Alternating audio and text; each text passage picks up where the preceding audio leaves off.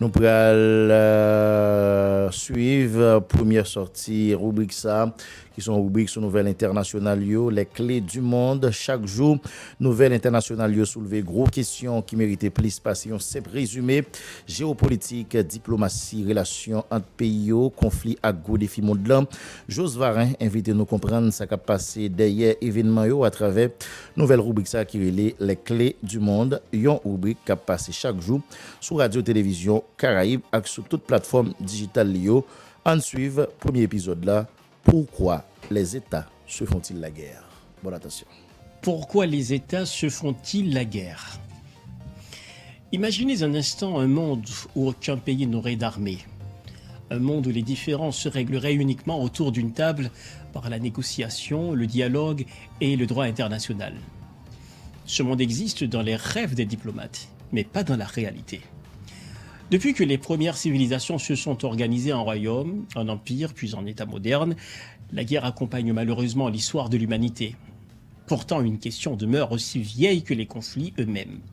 Pourquoi les États se font-ils la guerre? Est-ce une question de pouvoir, d'argent, de religion, de territoire ou simplement de dirigeants qui refusent de se parler? La réponse est plus complexe qu'il n'y paraît. En relations internationales, il existe une idée fondamentale. Un État agit d'abord pour défendre ce qu'il considère comme son intérêt national. Cet intérêt peut être la sécurité, l'économie, l'accès aux ressources naturelles, la protection de ses frontières ou encore son influence dans le monde. C'est ce que les chercheurs appellent le réalisme politique.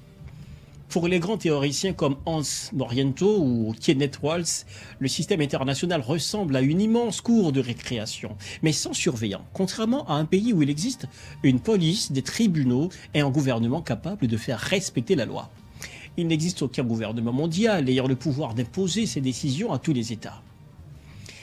Les Nations Unies existent, bien sûr.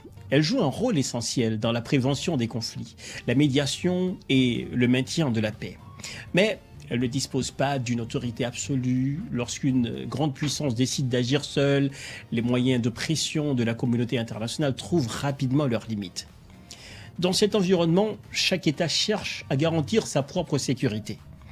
Et c'est là qu'apparaît ce que les spécialistes appellent le dilemme de sécurité. Prenons un exemple très simple. Si votre voisin décide de construire un mur très haut de sa maison et d'installer des caméras partout. Il vous dira probablement qu'il veut seulement protéger sa famille. Mais vous, en voyant ce mur, vous pourriez commencer à vous méfier. Vous pourriez penser qu'il prépare quelque chose. Alors, à votre tour, vous installez des caméras, vous renforcez votre clôture. Votre voisin observe vos travaux et pense exactement la même chose que vous. Au final, personne ne voulait attaquer l'autre. Mais chacun se prépare à une menace qui finit par devenir réelle. À l'échelle internationale, ce phénomène explique de nombreuses courses aux armements. Mais la sécurité n'explique pas tout. Les guerres sont aussi économiques. L'histoire montre que les ressources naturelles ont toujours été au cœur des rivalités entre les nations. Le pétrole, le gaz, les minerais rares, l'eau, les terres agricoles, les routes maritimes. Contrôler ces richesses, c'est souvent contrôler une partie de l'économie mondiale. Aujourd'hui encore, certaines tensions internationales trouvent leur origine de la maîtrise des ressources énergétiques ou des voies commerciales stratégiques. La guerre est également une affaire de puissance. Chaque grande puissance cherche à préserver sa zone d'influence. Pendant la guerre froide, les États-Unis et l'Union soviétique se sont affrontés sans presque jamais combattre directement. Ils soutenaient les camps opposés dans différents conflits afin d'étendre leur influence. Aujourd'hui, les acteurs ont parfois changé, mais la logique demeure. Regardons les conflits qui occupent actuellement l'actualité mondiale. La guerre entre la Russie et l'Ukraine ne peut pas être expliquée par une seule raison. Elle mêle des questions historiques, territoriales, sécuritaires, identitaires et géopolitiques. Au Moyen-Orient, les conflits sont alimentés par une combinaison de revendications territoriales, de préoccupations sécuritaires, de mémoire historique, de rivalités régionales et d'intérêts internationaux. Au Soudan, la lutte oppose des forces qui se disposent ou qui se disputent le pouvoir politique, les ressources économiques et le contrôle de l'État. Chaque guerre possède sa propre histoire. Mais elles trouvent souvent un point commun. Elles commencent bien avant le premier coup de feu. Une guerre naît d'une accumulation de frustration, de méfiance, de calculs politiques, d'échecs diplomatiques et parfois de discours qui alimentent progressivement la haine. C'est pourquoi les diplomates répètent souvent qu'il faut investir autant dans la prévention des conflits que dans leur résolution. Il existe cependant une autre école de pensée. Les partisans du libéralisme considèrent que les États peuvent apprendre à coopérer. Selon eux, le commerce, les échanges universitaires, les organisations internationales et les relations diplomatiques réduisent le risque de guerre. Pourquoi ? Parce que deux pays qui commercent intensément ont davantage à perdre en se faisant la guerre. Cette idée explique en partie la création de nombreuses institutions internationales après la Seconde Guerre mondiale. Les Nations Unies, la Banque mondiale, le Fonds monétaire international ou encore plusieurs organisations régionales. L'objectif était simple, remplacer les champs de bataille par des tables de négociation. Malheureusement, cette vision est aujourd'hui mise à rude épreuve.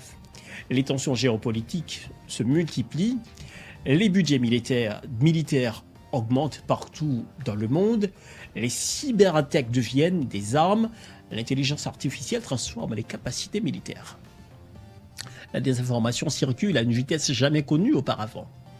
La guerre n'est plus seulement terrestre, aérienne ou navale. Elle est aussi numérique, économique, technologique et informationnelle.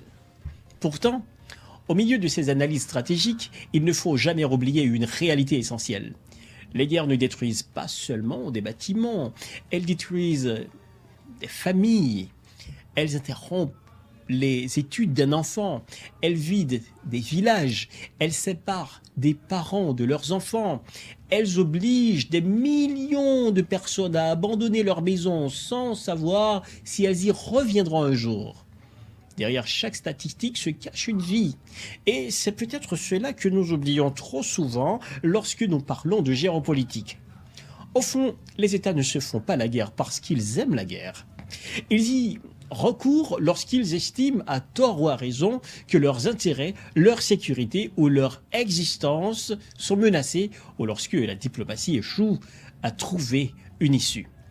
Mais l'histoire offre aussi une leçon d'espoir. Toutes les guerres finissent un jour. Aucune n'est éternelle. Et lorsqu'elles prennent fin, ce ne sont ni les bombes ni les missiles qui écrivent la paix. Ce sont les femmes et les hommes qui acceptent enfin de reprendre le dialogue.